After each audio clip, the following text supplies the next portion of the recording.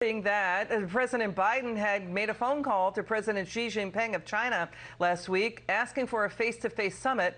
China is not answering the phone call. Joining us now, New York Congresswoman Nicole Malliotakis from House Foreign Affairs. Congresswoman, this is serious stuff. China appears to be ignoring the White House demands for a summit. Your reaction to this? Well, I'm not sure that Beijing has much respect for the president, and that is definitely a problem.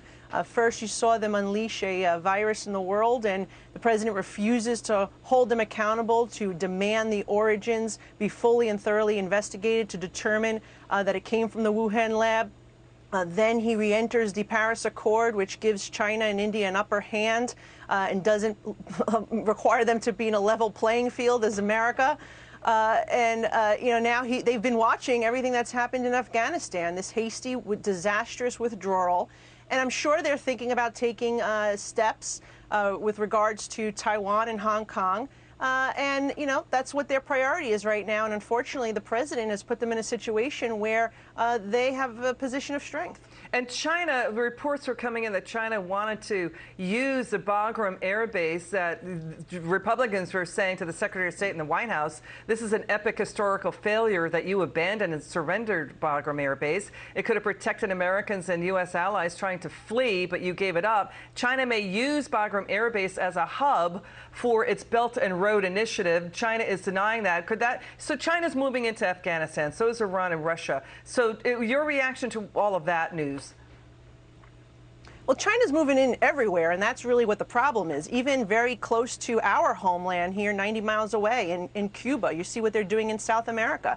And Afghanistan is the latest thing. And, that's the thing. When Secretary Blinken says that they have leverage against the Taliban, I don't know what leverage he's talking about, quite frankly, because if it's monetary leverage, China's going to fill in the void. This is something that should be very much concerning, and this is all of President Biden's doing.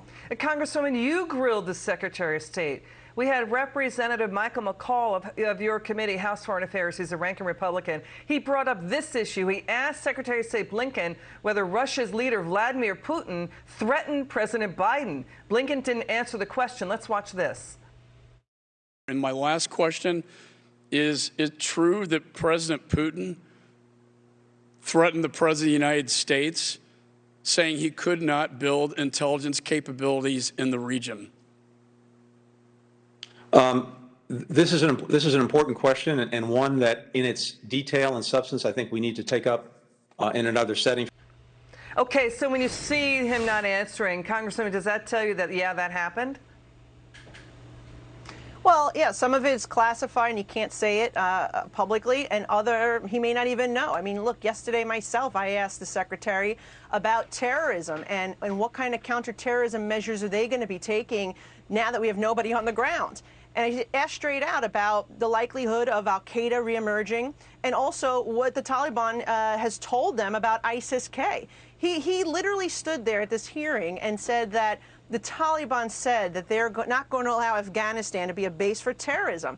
But the Taliban is a terrorist organization itself, as is ISIS-K, as is the Haqqani network. And Haqqani, as you know, is serving in the cabinet of this Taliban government. And so the reality is that we have a lot of questions than we received answers to yesterday. And then today you saw what happened with the CIA and the DIA both saying that indeed al-Qaeda can emerge and do something to the United States of America and our homeland within 1 to 2 years. So did the Secretary not know this? Or was he lying straight out at this hearing to me yesterday? That's an important point you just made, that the CIA and there's intelligence officials warning that al-Qaeda could attack the U.S.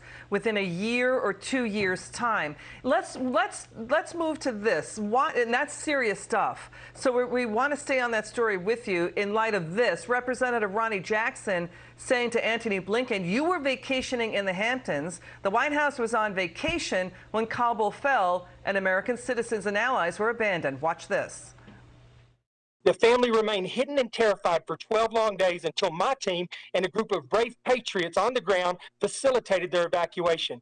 During this time, the State Department did nothing to help this family. Instead, you directed them to go to the Taliban checkpoints repeatedly, where the mother eventually had a pistol placed to her head, and then told them to stay in their homes as the Taliban went door to door searching for American citizens and Afghan allies. All while you were vacationing in the Hamptons and your diplomats were safe in Doha. Then miraculously, after their safe arrival, the State Department jumped in to claim full responsibility for what had happened. Your final word, Congresswoman? The reality is many members of Congress had that experience where they were trying to evacuate citizens, including myself. The State Department did help me with one family, but others we had to go to other sources to try to get these individuals out and back to the United States of America. The State Department clearly is not coordinating very well, not only with members of Congress, but I think with other agencies. And this is just another example of how the withdrawal has been botched and how this president continues to make bad foreign policy decision after another. Congresswoman Nicole Malliotakis, thanks for joining us. It's good to see you. Up next, Governor Mike Huckabee on the blowback against Democrats.